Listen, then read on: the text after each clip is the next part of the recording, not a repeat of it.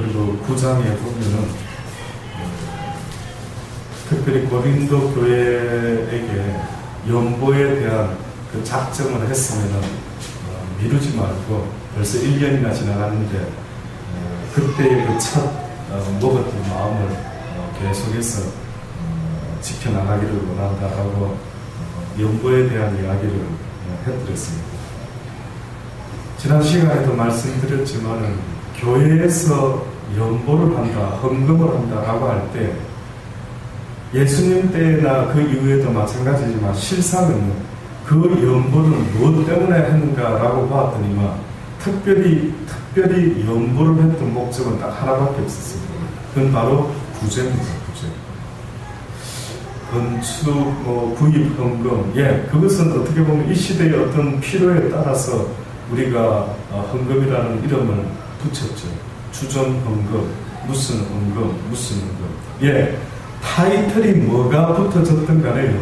가장 우선순위로 헌금이 써야 되는 곳이 있다고 한다면은 그건 바로 구제에 써야 돼요. 예수님께서 뭐라고 말씀합니까? 내가 누구의 친구이던 것 같으냐? 내가 이 땅에 왔을 때 누구와 함께 있었는 것을 기억하라. 주님이 이 땅에 계실 때에 누구의 친구가 되어주셨냐면 가난하고 죄인이라고 소외당하고 왕따당하고 버림받은 그들과 함께 주님이 있었습니다. 그러니 주로 주님 주변에 모여 있었던 사람은 현실적으로도 가난했을 뿐만 아니라 그들의 마음 속에서도 정말로 어디 의지할 데가 없는 아주 지극히 가난한 사람들, 이들을 바로 예수님께서 늘 돕기를 원하셨던 것입니다. 언젠가 부족한 자에게도 깨닫게 하시는 주의가 있었는데 뭐였느냐면 네가 가난한 자들의 모습 속에 나 여호와의, 나 예수 그리스도의 그 형상을 발견하지 못하면은 너의 믿음은 헛것이다. 이해가 안 됐습니다. 처음에 무슨 말씀이지? 어째서 가난한 자들 속에서 예수 그리스도의 형상을 보지 못하면, 또다시 말하면요, 지금 깨달아 보니까 너희가 나 예수가 누구를 위하여 십자가에 달려 죽은 것을 너희가 깨닫지 못하는, 너가 생각할 때는 가난하고 천대받아도 쌀 것 같고 아주 비천한 존재라 할지라도 나 예수가 그들까지도 포함해서 십자가에 달려 죽어줬으니 나 예수의 사랑이 그들 속에서 보여지지 않는다고 한다면 네가 말하는 나에 대한 믿음은 헛것이다. 네가 아무리 주여 믿습니다, 아버지여 그 사랑 부어주소서, 내가 주의 사랑을 가지기 원하고 주의 마음을 배우기 원합니다. 그래? 그러면 네가 주의 사랑을 가졌는지 주의 마음을 가졌는지 어떻게 알 수 있는 줄 아느냐? 네가 가난한 자들을 볼 때마다 멸시하지 않고 무시하지 아니하고 그들의 심령 속에서 나 예수 그리스도의 사랑을 볼 수만 있다면 네가 내 마음을 배우지. 그래서 모든 하나님의 사람은 심지어 자기를 죽이는 원수에게까지 뭐라고 말합니까? 저들이 하는 일을 저들이 알지 못하고 하는 것이니 주여 저들을 긍휼히 여겨 주옵소서라고 말할 수 있는 그 마음은 도대체 어떤 마음을 가졌길래, 어떤 하나님을 배웠길래, 어떤 주님을 배웠길래 그렇게 말할 수가 있는가? 의아스럽지 아니할 수가 없는 것입니다. 오늘 바울은 분명히 그의 마음을 먼저 설명합니다. 뭐라고 설명하는 줄 아십니까? 너희를 대하여 대면하면 경비하고 떠나 있으면 담대한 나 바울은 이제 그리스도의 온유와 과감으로 친히 너희를 권하고 라고 서두를 시작하고 있습니다. 오늘 이 본문 속에서 여러분이 방금 읽었지만 두 가지 의미가 있습니다. 어떤 의미가 있느냐면 바울이요 편지를 보냈던 적이 있습니다. 그런데 편지의 분위기는 굉장히 강했습니다. 바울이 편지 속에서 하나님의 말씀을 전할 때에는 읽는 사람들이 시험에 들 정도로요, 와 이거 너무 센 말 아니야? 아니 이렇게 지적을 해? 왜 이렇게 야단을 치는 거지? 할 정도로 굉장히 고린도 교인들에게 아주 그들의 우상뿐만 아니라 그들이 연보하지 못하고 늘 결심해놓고도 미기적하고 있는 그들의 결단 없는 믿음의 모습을 보고 강하게 지적을 했습니다. 근데 뜻밖의 직접 만났을 때는 그렇게 강하게 하지 않고요. 의외로 영 분위기가 다른 거예요. 이들이 헷갈리는 겁니다. 바울이 우리한테 직접 나타나가지고 엄청 무섭게 할 줄 알았는데 보니까 뜻밖에도 그와는 전혀 반대인데 보니 온유와 관용으로 친히 너희를 권하노라 라고 이야기합니다. 결국은 바울의 마음은 어떤 마음이었을까? 온유와 관용의 마음을 가졌던 분이다. 예수님도 말씀하셨지. 우리가 잘 아는 아주 유명한 말씀 마태복음 11장에 뭐라고 이야기하십니까? 수고하고 무거운 짐진 자들아 다 내게 오라. 내가 너희를 쉬게 하리라. 나는 마음이 어떻다고요? 온유하고 그리고 어떻다고요? 겸손하니 나의 멍에를 메고 내게 배우라. 그리하면 너희 마음이 쉼을 얻으리니 이는 내 멍에는 쉽고 내 짐은 가벼워. 예수님이 이곳에서도 말씀하고 있는데 두 가지를 말하고 있습니다. 다시 말하면 너희가 지고 있는 그 무거운 멍에는 내가 지고 있는 멍에와는 다르다. 쉽게 말하면 너희가 지고 있는 멍에를 내려놓고 어떤 멍에를 메라고 권면합니까? 나 예수가 지고 있는 멍에를 너도 지었으면 좋겠다. 자, 그럼 제가 여쭤볼게요. 그들은 세상에서 수고하고 무거운 짐이다라고 지금 성경이 예수님이 말했던 그 의미는 그들은 살아가는 인생에 있어서 어떤 멍에를 메고 지금 살아가고 있기에 그렇게 수고하고 무겁고 힘든 모습이었을까요?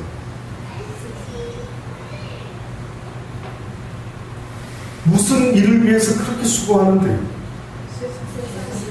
그들이 진 멍에는 한마디로 세상에서 무엇을 먹을까, 무엇을 입을까, 무엇을 마실까.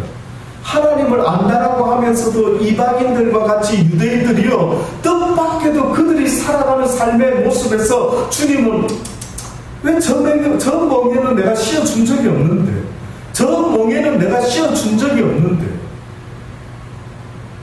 결국은 먹고 마시고 입고자 하는 멍에는 언제부터 시작되었을까요? 성경이. 예, 언제부터 시작됐다고?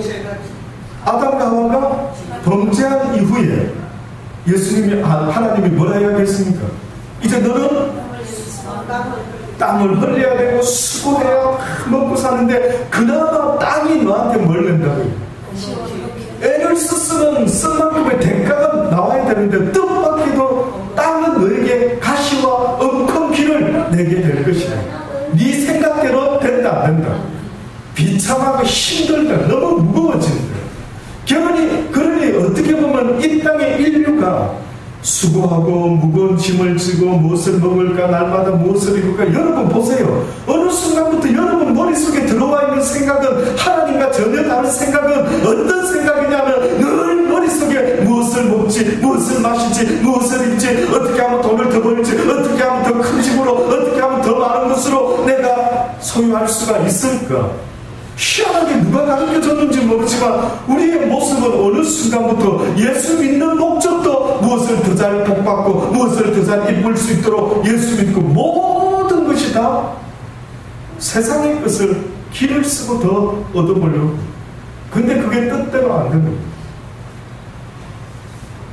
그러니 예수님이 지금 오셔가 모든 인생들에게 어떻게 보면 말씀하시는 부르심이 뭐냐면은 너희가 지고 가는 그 멍에는 무겁고 힘드니까 내가 한 가지 다른 멍에를 소개하는데 내가 지고 가는 멍에는 엄청나게 가볍다. 거기 비하면은 엄청나게 가볍다.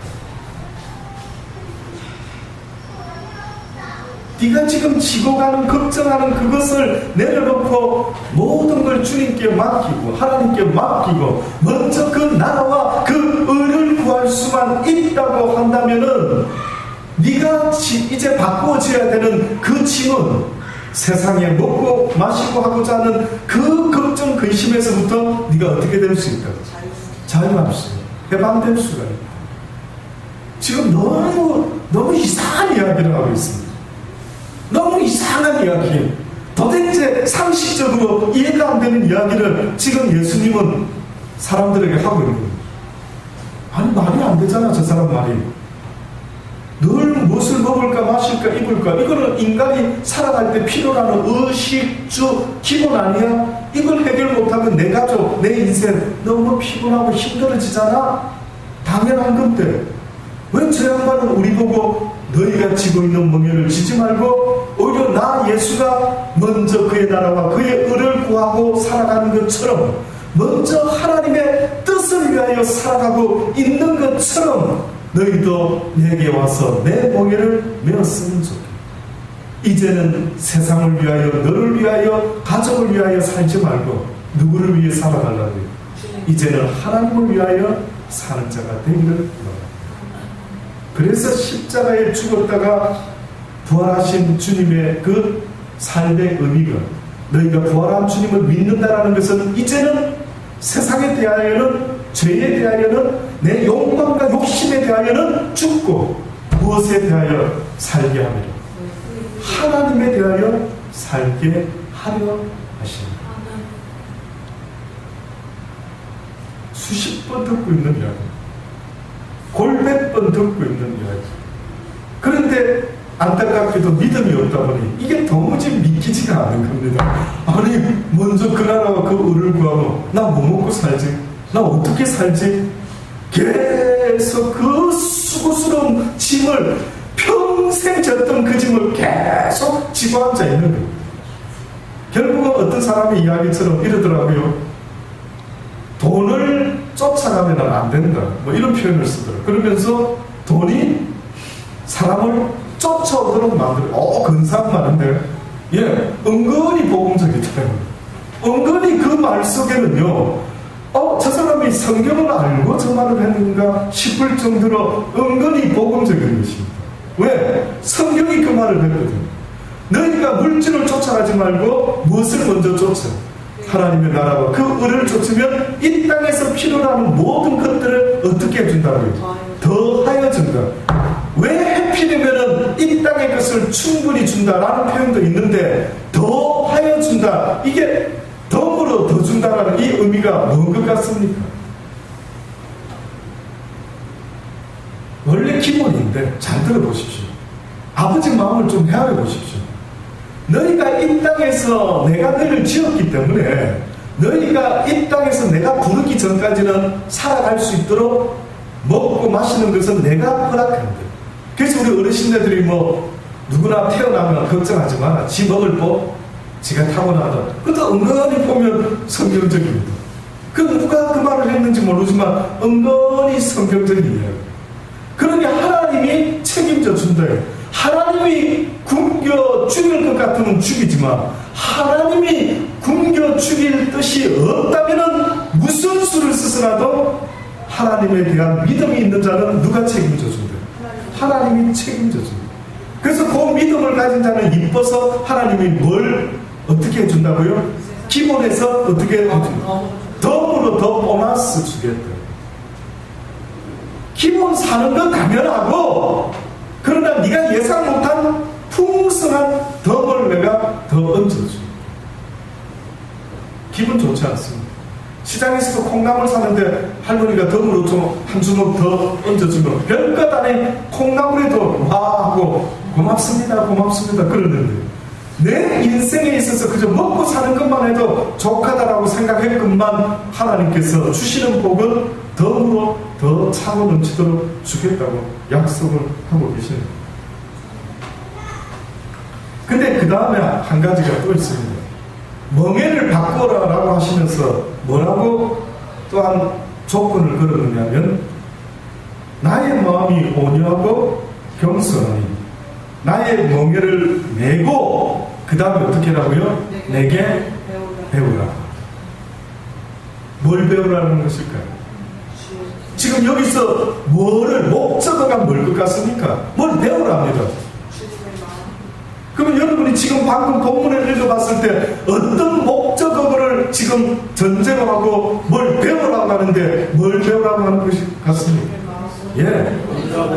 그리스도의 그 마음을 좀 배워봐라. 여러분 살면서 마음을 배워보신 적이 있습니까? 여러분 살면서 누군가가 그 마음은 안 되지, 어디서 그런 나쁜 마음을 가져, 어디서 그따위 마음을 배우는 게, 너 그거 변화하는 거야. 어디서 사람을 헤어지게 하고 어디서 그 못된 생각, 그 습관 어디서 배운 거야? 우리 혼나지 않습니까? 혼나지 않습니까? 여러분은 자녀를 키울 때 무엇을 가르쳤습니까? 돈 많이 벌어야 된다. 돈 버는 방법을 배우라. 돈 버는 방법. 길을 쓰고 집 밟더라도 어떤 놈이라도 가만히 보면은 전혀 지금 예수님이 우리에게 말씀하는 그거와는 전혀 다른 걸 가르쳐요. 그렇죠? 예수님이 말하는 복이라는 것은 네가 이런 마음 상태가 되면은 참으로 복되다 하지 않습니다. 마음이 가난한 자, 애통하는 자, 온유한 자, 의를 위하여 기꺼이 핍박받을 줄도 아는 자, 그런 마음 상태를 지금 가르쳐 주려고, 그런 마음을 가진 자가 세상적으로는 무엇을 못 가지고 부족하다 할지라도 이게 바로 하늘나라 들어갈 수 있는 복된 자의 모습인데, 어찌하여 너희가 영원한 하늘나라에 들어갈 수 있는 그 자격을 이 땅의 것과 바꾸고 앉아 있느냐? 네가 말하는 인생의 수가 몇 날을 이야기하느냐? 네 생각에 인생이 아주 행복했던 네 인생이 몇 날이나 되더니 헛되고 헛되니 지나고 보니까 모든 것이 다 헛되더라고요. 기껏 저 인생도 돌아보니까 그저 잠깐 좋았던 핑크빛, 글쎄 몇 날이나 될까? 과연 이 땅에 죽음을 전제로 살아가는 이내 인생이 그리스도 안에서가 아니라면 과연 내 인생 통틀어서 몇 달이나 행복했을까? 그래서 주님이 지금도 우리에게 이 바울과 같은 마음을 가지기 원하는데, 기본이 온유와 뭐라고요? 겸손. 바울은 뭐랬습니까? 그리스도의 온유와 관용으로. 그리스도의 마음이 이렇다라는 것을 지금 이야기하면서 나 또한 이런 마음으로 너희들을 대하옵니다. 또한 우리를 육체대로 행하는 자를 여기는 자들을 대하여 내가 담대히 대하려는 것 같이 너희와 함께 있을 때에 나로 하여금 이 담대한 태도로 대하지 않게 하기를 구하노라. 비록 내가 너희들에게 지금 편지로 이렇게 지적을 하는데, 내가 너희를 만나서까지 너희한테 담대한 모습으로 나가지 않도록 했으면 좋겠다. 무슨 말입니까? 너희가 제발 이 편지를 읽을 때만이라도 깨달고, 이러지 말았어야지, 이러지 말아야지, 이렇게 하면 참 좋겠다. 그런데 내가 너희를 직접 만났는데도 불구하고 아직도 너희가 잘못된 마음과 생각 속에 있다고 한다면은 그때는 내가 주의 이름으로 너희에게 용서하지 않을 것이다. 우리가 육체에 있어 행하나 육체대로 싸워서는 안 된다. 우리의 싸우는 병기는 육체에 속한 것이 아니고 오직 하나님 앞에서 견고한 진을 파는 강력이다. 잘 들으십시오. 너무나 중요한 이야기를 하고 있습니다. 언젠가 저는 이 이야기를 몇 번 한 것 같습니다. 우리의 싸우는 병기는 육체에 속한 것이 아니요 오직 하나님 앞에서 견고한 진을 파는 강력이다. 우리의 무기는 굉장히 강한 힘이 있는, 능력 있는 무기인데, 이 무기는 무엇을 위해서 존재하는 무기냐 하면은 하나님 앞에서 누군가가 견고한 진을 쳐놨다. 근데 이 진이 어떤 진인가 봤더니만 모든 이론을 파는데 하나님을 아는 것을 대적하여 높아진 것을 다 파하고 모든 생각을 사로잡아 그리스도에게 복종케 하기 위함이라는 것입니다. 다시 말해서 하나님을 알지 못하도록 말하는 모든 악한 생각을 지금 바울은 강력하고 견고한 진을 이야기하고 있습니다. 그러니 가장 큰 이 시대에 문제가 있다면 하나님을 알아나가야 되는데, 많은 인간들의 머릿속에 하나님에 대한 지식이 없고 하나님에 대한 불신의 지식이 내 생각을 완전히 진을 치고 사로잡고 앉아있는 거예요. 하나님 말씀이 들어올 틈이 없는 거예요. 하나님 이야기를 하면 웃기고 있는데 저 말도 안 되는 소리, 이런 희한한 강력한 사상이 머리를 치고 있는 거예요. 바울의 입장에 봤을 때 어찌하면 좋을까? 가장 세상에서 지금 문제가 심각한 것, 복음을 전파하는 데 있어서 복음이 전파되지 못하고 방해받고 있는 것 중에 가장 심각한 문제가 있는데, 물론 가난도 있을 수 있고 명예와 권세와 많은 여러 가지 유혹들이 있을 수 있겠지만은, 그러나 바울이 지금 느끼는 것은 뜻밖에도 잘못된 사상에 완전히 갇혀있는 자들이, 살고 있는 자들이 있다. 하나님을 알지 못하는 사상으로 완전히 무장되어 있는 저들을 어찌하면 좋을까? 근데 지금 바울이 말합니다. 내가 그 벽을 부술 수 있는 어떠한 강력한 것이 있다. 도대체 그 무슨 이야기를 하고 있을까? 무엇이 그렇게 강력할까?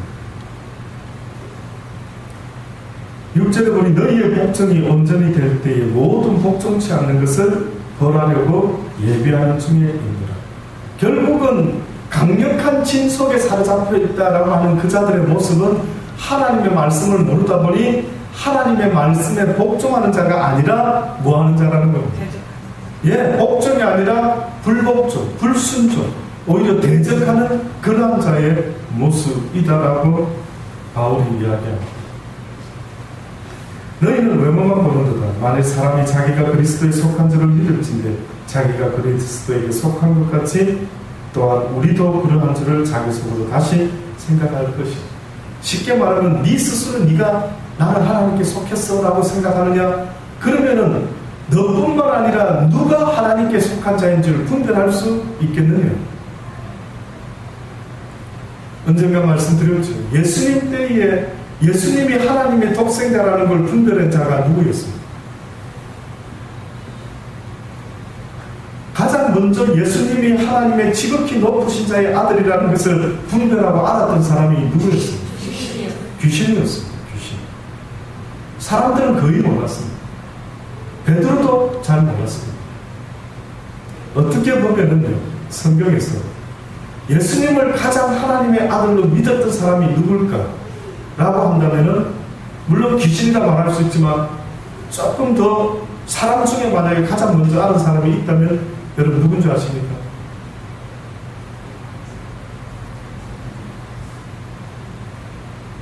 누가 예수님을 하나님의 아들로 가장 먼저 믿었을까요? 혹시 들어보셨습니까? 마시성을 가진 여인은. 처음 듣는, 성경에서 없었던 이야기라서 죄송합니다. 처음 들으시죠? 예. 마리아가 어느 날 가나 혼인 잔치 때에 어떤 일이 있었는 줄 아십니까? 예수님의 가장 첫 번째 기적이라고 소문난 이야기죠. 가나 혼인 잔치. 근데 그곳에서 포도주가 떨어졌습니다. 유대인의 잔치에서는 포도주 떨어지면 이거는 잔치가 꽝인 것이죠. 근데 갑자기 비상 상황이 벌어졌습니다. 잔치집에서 뭐가 떨어졌습니까? 포도주가 떨어졌어요.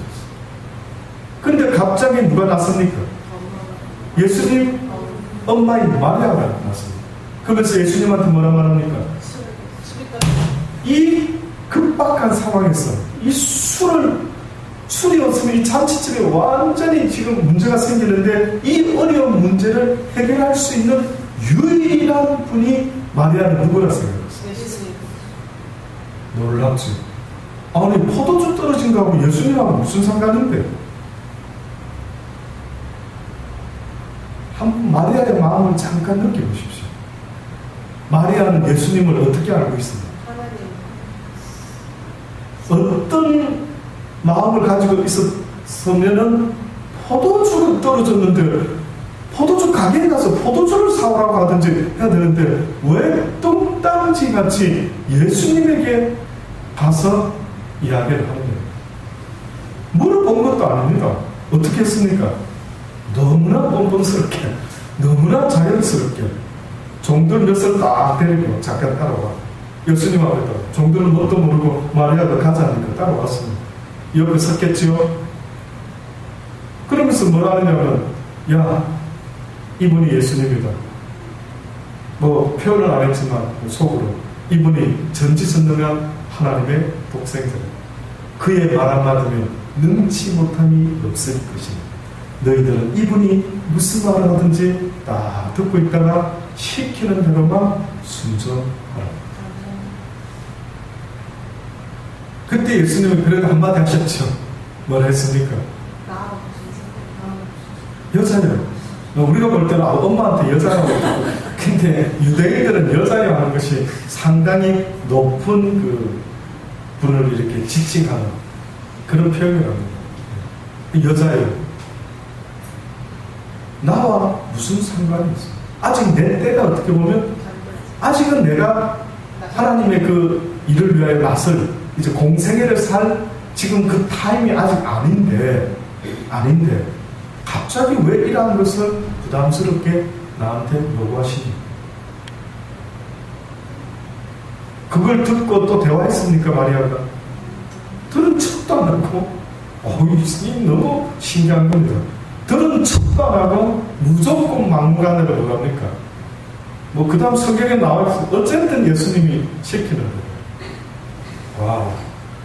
그러면 여러분 생각할 때 가나 혼인잔치의 기적은 예수님 때문에 일어난 것 같습니까? 마리아 때문에 일어났어요. 마리아 때문에. 마리아의 뭐 때문에 아직 때도 아닌 주님이 그 때까지 어기면서까지 놀라운 일을 행하셨는데 그 누구의 믿음 때문에? 마리아의 믿음과 또 물론 어떤 이는 그 종들의 순종을 이야기합니다만 그 당시 때 종이야 뭐 해야 됐겠죠. 근데 그 종들도 물론 인정합니다. 그 종들의 믿음도 인정합니다. 그 순종. 왜? 종들이 하필이면은 무슨 명령을 받았느냐면 예수님이 항아리에다가 뭘 넣으냐면 물을 넣었어요. 그쵸? 근데 이것을 직접 한 자들이 누굽니까? 종들이죠. 자, 근데 그 다음 명령이 기가 막힌 겁니다.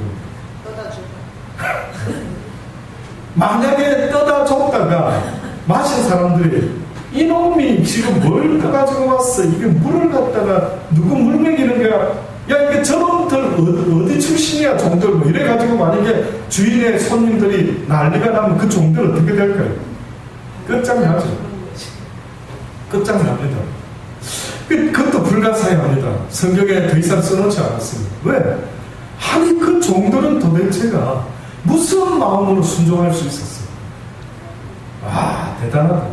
암만 종이라 하지만은 자기가 물을 퍼다맞고 단지 이 물을 갖다 주라 한 말에 과연 순종할 수 있는 종이 몇 사람이나 될까 싶은데 뜻밖에도 목숨 걸고 종들이 물을 줬더니만 어떤 일이 벌어졌습니다. 그 순간에 물이 변하여 포도주 됐네. 물이 변하여 우리 주일학교 때부터 불렀던 노래 물이 변하여 포도주가. 그랬더니만 먹어본 사람들의 반응이 어땠습니까? 와, 이건 뭐야?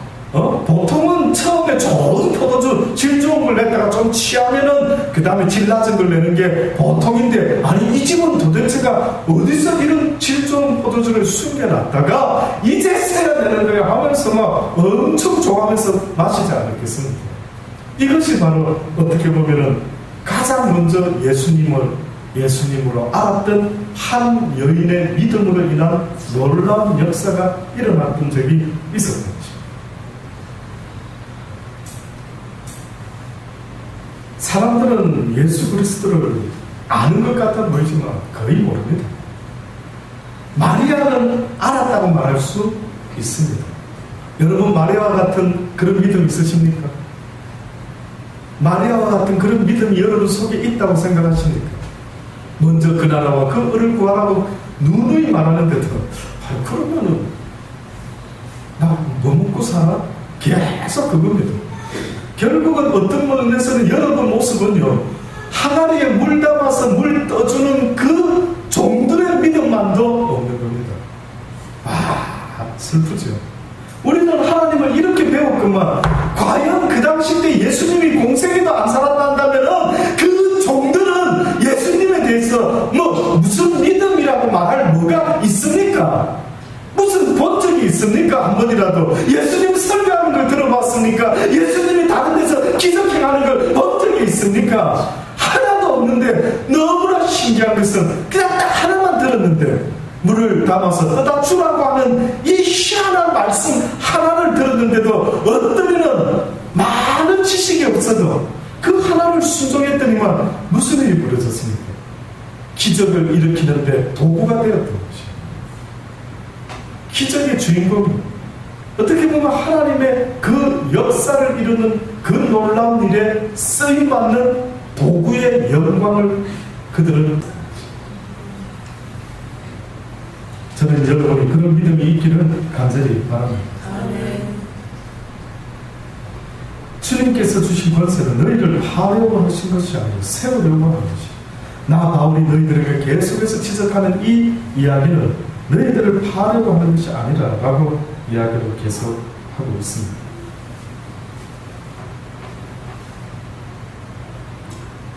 이는 내가 편지들로 너희를 놀라게 하려 하는 것 같이 생각지 않게 하니 저희 말이 그 편지들은 중하고 힘이 있으나 그 몸으로 대할 때는 바울이 너무나 약하고 말이 시원치 않다 하니 이런 사람은 우리가 떠나 있을 때에 편지들로 말하는 자가 어떠한 자이며 함께 있을 때 행하는 자도 그와 같은 자인 줄 알라.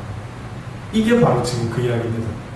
편지로 들었을 때는 바울이 대단해 보이는 겁니다. 굉장히 파워풀해 보입니다. 근데 막상 보면은 그들이 말로만 편지로만 듣던 바울의 이야기와 만나보면 모양새가, 죄송한데 모양새가 꽤 멋졌을까요? 그러지 않았어요.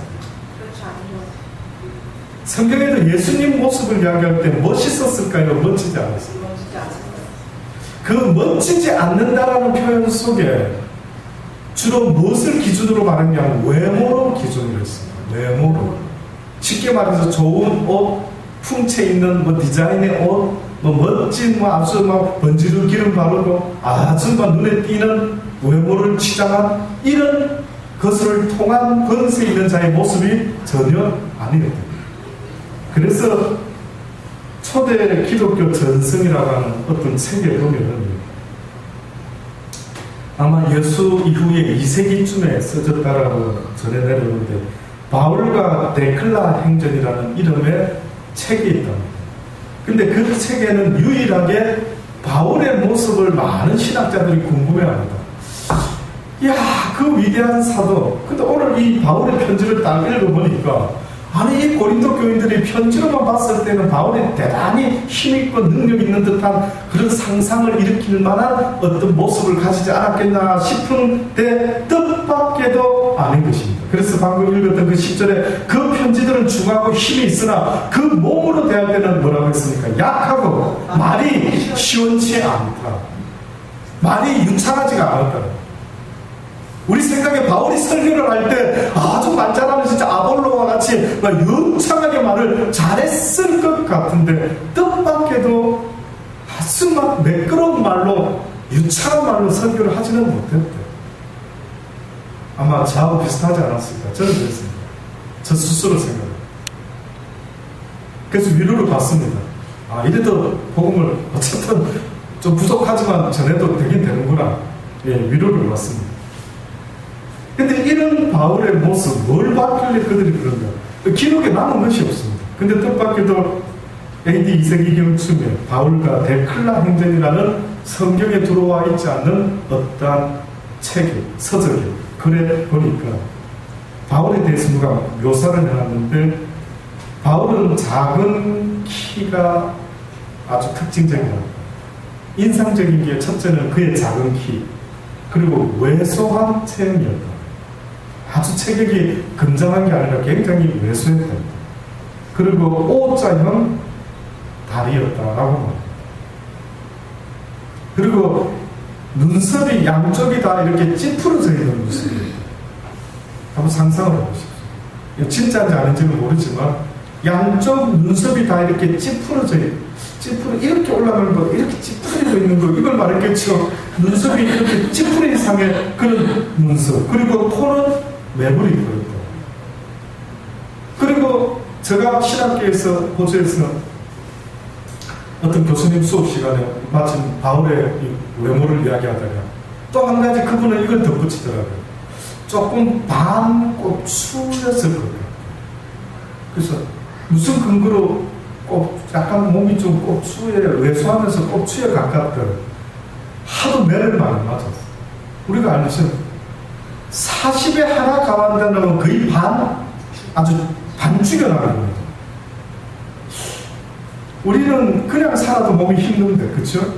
근데 살다가 퇴장을 갖다가 40은 보통 사람 죽기 때문에 잘 안 때리는데 40에 하나까지 갔다면 거의 죽을 수도 있는 매를 몇 번을 맞았대요.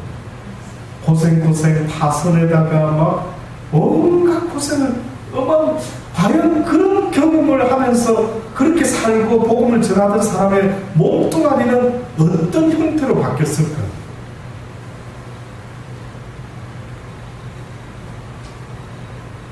그러니 뜻밖에도 하나님 앞에 쓰임받는 주의 종들의 모습이요, 대단히 근사하고 멋있을 것 같아 보이지만 의외로 예수님의 모습도 뭐라고 성경이 증거하고 있습니까? 그런 좋은 모양도 풍채도 없으시고 별로 좋아 보입니다. 그러니까 어떻게 보면 상상하기 쉽습니다. 목수라는 사람이 평생 목수 아버지를 둔 아들이 평생 살면서 어떤 모습으로 하고 자라갔을까? 어떤 옷을 입으며 자라갔을까? 어떤 음식을 먹고 자랐을까? 딱 상상이 되십니다.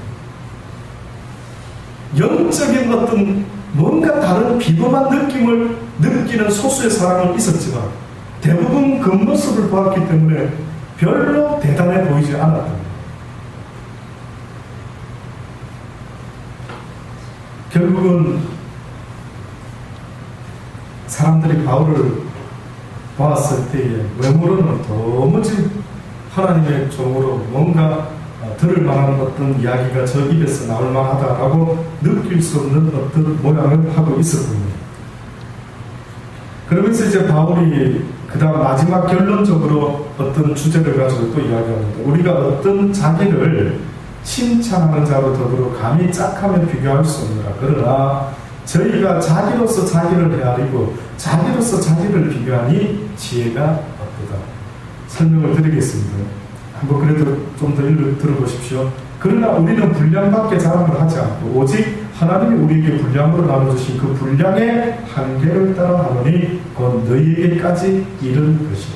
뭔가 지금 바울이 우리가 자랑하는 것과 너희가 자랑하는 것이 조금 차이가 있는 것 같다. 너희가 자랑하는 것은 너희 스스로 분량 밖에 자랑을 하고 있다. 잘 들으십시오.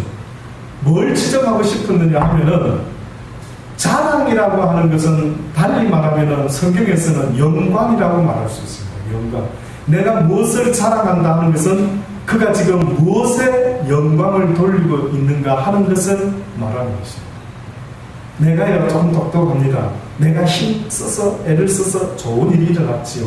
이렇게 말하는 자랑은 곧 자기의 의를 자기를 영화롭게 하기 위해서, 그래서 남 앞에서 자기를 좀 높이 세워서 영광받기에, 남에게 존경받기에, 남에게 칭찬받기에 합당한 모습을 만들어내보고자 계속해서 자랑을 했다라고 지금 바울이 이야기해요. 근데 너희가 그 자랑이 조금 오바된 것 같아요. 쉽게 말해서 하나님께 돌려야 될 자랑을 이들이 스스로 오버하고 앉아있었던 거죠. 그래서 너희가 한계 밖에 벗어난 것 같다. 우리는 분량 밖에 자랑을 하지 않고 오직 하나님이 우리에게 분량으로 나눠주신 그 분량의 한계를 따라 하노니 곧 너희에게까지 이른 것이다. 그들에게까지 이른 것. 그럼 바로 무슨 자랑을 했습니까? 내가 무엇을 가졌다고? 서두에 나는 그리스도의 겸손과 관용을 가졌다. 이런 자랑은 조금 하겠다. 이 정도는. 바울이 잘 아시죠? 내가 부득불 자랑을 조금 하겠는데 비록 내 모습은 이렇고 옛날에는 핍박을 너희들은 했지만은 그러나 내가 하나님을 알고 이제는 내가 주님의 종이 되어 이렇게 너희들에게 조금 내 자랑하는 건 조금 이해다. 이건 복음 때문에 자랑한다. 이러면서 내가 가말리엘 문화생이요, 내가 로마 시민권자에 뭐 어쩌고 자랑할 걸로 따지면 나도 어느 정도 너희가 말하는 세상적인 자랑이 있겠지만, 그러나 내가 말하고자 하는 자랑은 세상적인 것이 아니라 바로 나를 사도 삼아주신 이 하나님의 은혜를 어떻게 보면 자랑. 내가 이 은혜를 입은 자, 이걸 가진 자, 이 마음을 배운 자로서 주셔서 내가 너희들에게 권하노니 하고 바울이 자랑한 것은 세상에 어떤 보여지는 학벌이나 명예나 권세를 자랑한 게 아니었던 것입니다. 그런데 지금 바울도 뭘 말하고 있느냐면 이 고린도후서 10장에서도 역시 내가 자랑하는 것은 그런 것이 아니다.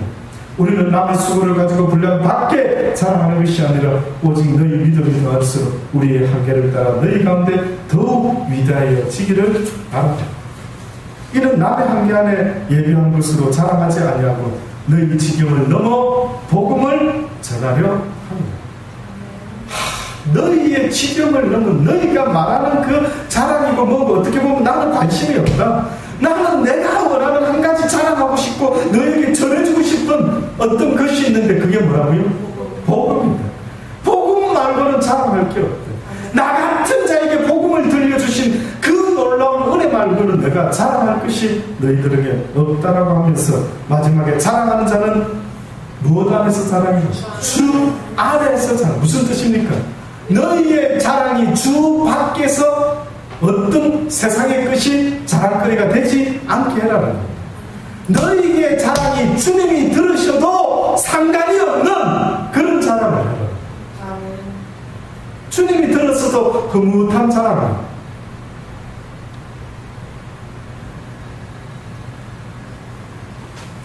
사실 이 마지막 이야기, 옳다 인정함을 받는 자는 자기를 칭찬하는, 스스로 자기를 칭찬하는 자가 아니라 오직 정말 자랑할 만한 자는 누가 칭찬하는 자? 오직 주께서 칭찬할 때 그 사람은 자랑할 만하다. 근데 이 이야기가 여러분 예레미야 선지자가 했던 거예요. 뜻밖이죠. 구약의 예레미야 선지자가 먼저 이와 유사한 이야기를 했는데 바울이 똑같은 마음을 가지고 지금 고린도 교인들을 가고 있어요. 예레미야 9장 23절로 보면 한번 들어보십시오. 여호와께서 이같이 말씀하시되 지혜로운 자는 그 지혜를 자랑치 말라. 용사는 그 용맹을 자랑치 말라. 부자는 그 부함을 자랑치 말라. 자랑하는 자는 이것으로 자랑할지니 곧 명철하여 나를 아는 것과 나 여호와는 인애와 공평과 정직을 땅에 행하는 자인 줄 깨닫는 것이라. 나는 이 일을 기뻐하노라. 여호와의 말입니다. 정확하게 더 쉽게 예레미야는 더 쉽게 너희의 세상의 그 어떤 것을 자랑하지 말고 오직 뭘 자랑하라고요? 곧 명철해가지고 무엇을 아는 것을 나 여호와를 아는 것과 나 여호와의 무엇을 인애와 공평과 정직을 땅에 행하는 자인 줄을 깨닫느냐. 주님이 이런 분이시구나 하는 그 복음을 이제 바울은 어떻게 보면 예레미야와 다른 것은 복음을 이야기하지 않았어요. 근데 그 복음은 이제 이런 내용에 플러스해서 무엇까지 너희의 그 무지했던 죄 때문에 예수 그리스도께서 십자가에 달려 돌아가 죽어주심으로 이제는 너희에게 새로운 찬스와 길을 주셨으니 이제는 그 어떤 것보다도 이 은혜가 최고의 은혜니까 너희가 이 복음의 도를 깨닫고 지식을 깨닫고 이제는 이 은혜를 온 세상 사람들에게 자랑하고 전하는 자가 되어라고 말하고 있습니다. 사랑하는 여러분, 하나님의 이 말씀 하나하나가 저는 이 밤에 비록 많은 사람이 듣고 있지는 못했지만 저는 이 이야기가 여러분 가슴에 잊혀지지 않는 복음과 진리로 자리 잡기를 간절히 원합니다. 이 바울의 애절했던 이 말씀 하나하나가 그 시대에도 그렇게 전파되었던 것처럼 오늘 이 시대에도 하나님은 우리에게 공의 똑같이 전하기를 간절히 원하고 계시다라는 사실을 잊지 마시고 모든 강력한 진을 파하는 것은 곧 무엇인 줄 아십니까? 에베소서 6장에서도 말했던 것처럼 정말로 너희가 주 안에서 그 힘의 능력으로 강건하여지기를 원한다라고 이야기하면서 하나님의 영적인 전신갑주를 입으라고 하는데 뜻밖에도 모든 전신갑주는 방어용으로 이야기가 되었는데 바울이 마지막에 뭐라고 설명했느냐면 너희가 구원의 투구와 함께 성령의 검, 곧 하나님의 말씀을 가져라. 성령의 검, 곧 하나님의 말씀. 그러면 성령의 역사라는 것은 곧 사도들에게 제자들에게 임했던 불같은 성령의 역사는 곧 뭐로 나타났습니까? 말씀으로 나타났습니다. 아시겠습니까? 무슨 성령의 검을 갖다가, 물론 성령의 검과 성령의 은사라는 표현은 성경에 달리 표현됐어요.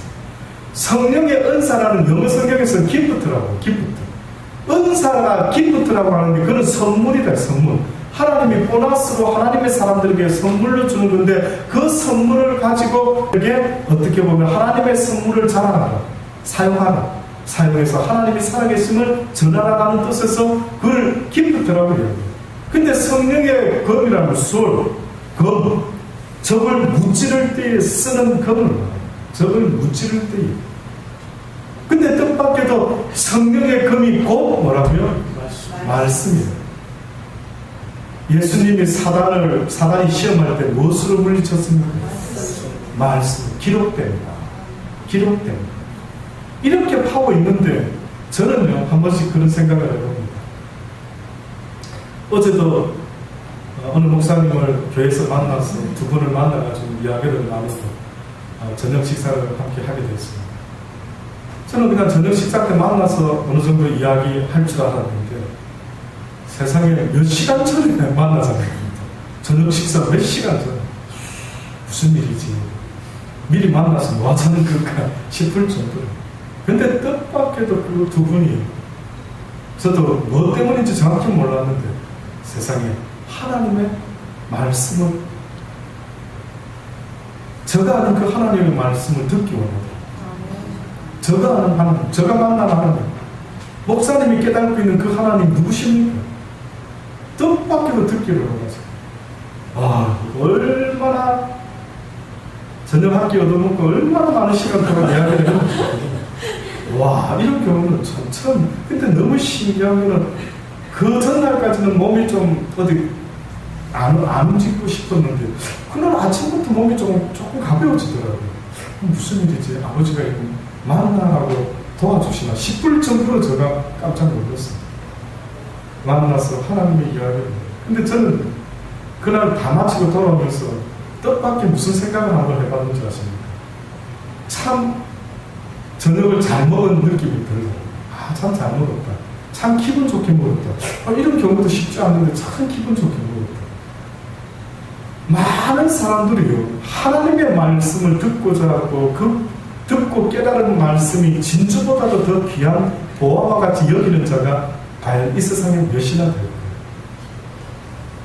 병 났으면은 막 땡큐 갓 해가지고 막 있는 거 없는 거 막 헌금해서 다 날렸는데, 저는 말씀 듣고 깨달아가 목사님 너무 감사합니다. 오늘 한번 쏘겠습니다. 뭐 이렇게 노골적으로 말씀 때문에 쏘겠다라는 사람, 물론 우리 교회는 예외지만 살아가면서 와, 그 몰랐는데 목사님 가르쳐 주셔서 너무 감사합니다. 이야, 이 진리의 말씀은 내가 그동안 모르고 살아왔구나. 그래서 정말 한번 대접하기를 원합니다 라는 마음을 가질 수 있다면 참 그런 분 만나는 것만 해도 기분 좋을 것 같다는 생각입니다. 그래서 저는 마음속에 참 특이하다, 몇 시간 전부터 만나가지고 그렇게 하나님 이야기를 한번 들어볼 거라고 미리 계획적으로 짜고는 아주 그렇게 일찍 만나자 했구나 하는 생각을 하면서도 한쪽 마음의 기분이 좋더라고요. 그래요. 내가 아는 하나님, 당신이 만약에 듣기만 원한다면 내가 몇 시간을 제자 할지라도 내가 기꺼이 스피커가 되어서 나의 하나님에 대한 그 이야기를 성령이 허락하시는 데까지 내가 기꺼이 전하기를 원합니다. 한 명이 있어도 두 명이 있어도 세 명이 될지라도 전하기를 원합니다 하는 마음으로 그런 시간을 가져다 드렸습니다. 여러분에게 허락하시는 이 말씀들이 저는 참으로 중요하고 귀한 힘과 능력이 된다라고까지도 말씀했는데도 하필이면 성령의 검, 곧 이 말씀을 잃어버리고 사단을 물리치는 것은 고사하고 늘 공격만 당하고 늘 넘어지고 쓰러지고 늘 힘들어하고 잠깐 왜 나는 이렇게 자꾸 쓰러지지? 왜 목사님 저는 왜 이 말씀대로 살고 싶은데 넘어지고 살고 싶은데 쓰러지고 뭐 때문에 그러겠습니까? 뭐가 부족하면 질 것 같습니까? 하나님을 아는 말씀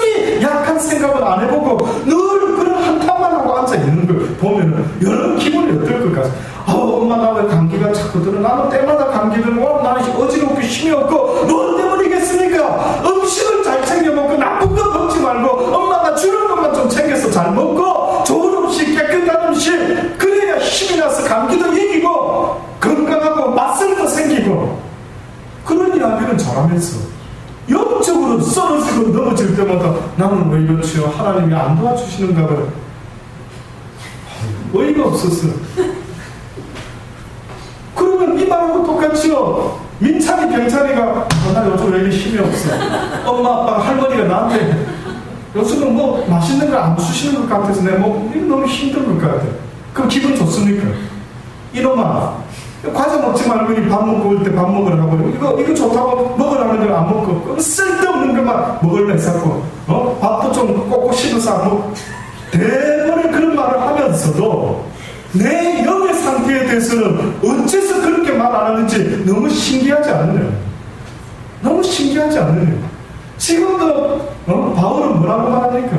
성령의 검이, 그 능력의 상징이, 악한 사단이를 이길 수 있는 그 파워의 상징이 바로 하나님의 말씀이라고까지 하는데, 예수님도 말씀으로 사단을 물리쳤다고. 사단이 그러면 말씀 아니었으면 그가 물러갔을까요? 안 물러갔을까요? 안 물러갔을 겁니다. 속였을 겁니다. 딱 찔러보고 이거 조금 무식하네, 이거 내가 속이면 넘어가겠네, 아마 안 그랬겠어요. 근데 보니까 엉터리를 갖다 붙여서 예수님을 넘어뜨리려 했던 거 보니까 예수님의 말씀을 정확히 알고 있었거든요. 네가 지금 어디서 나한테 와가지고 거짓말로 이렇게 성경을 엉터리로 해석해가지고 나한테 속이려고 덤벼드리지. 썩은 물로 그 뜻은 그게 아니라 다 설명을 하지 않습니다. 저는 여러분이요, 성경을 아는 것뿐만 아니라 이 말씀을 또 잊어먹지 않도록 늘 가슴에 품고 돌아가는 이 밤이 되기를 간절히 주의 이름으로 축원합니다. 기도하시겠습니다. 좋으신 아버지 하나님, 그렇습니다. 하나님 앞에서 주의 말씀을 날마다 가르쳐 주옵소서. 그 말씀이 내 영혼의 힘이 되고 검이 되고 능력이 되어서 천지를 말씀으로 창조하신 그 말씀을 저도 가지고 온 세상의 악한 영들에게 주의 이름으로 그들을 내쫓을 수 있는 힘과 권세를 가지게 하여 주옵소서. 예수님의 이름으로 루시퍼를 묵게 하시고 예수님의 이름으로 악한 사단의 모든 괴교를 묶을 수 있는 말씀의 능력자들이 다 될 수 있도록 하나님께서 은혜 위에 은혜를 더하여 주옵소서. 예수님의 이름으로 감사하며 기도드리옵나이다. 아멘.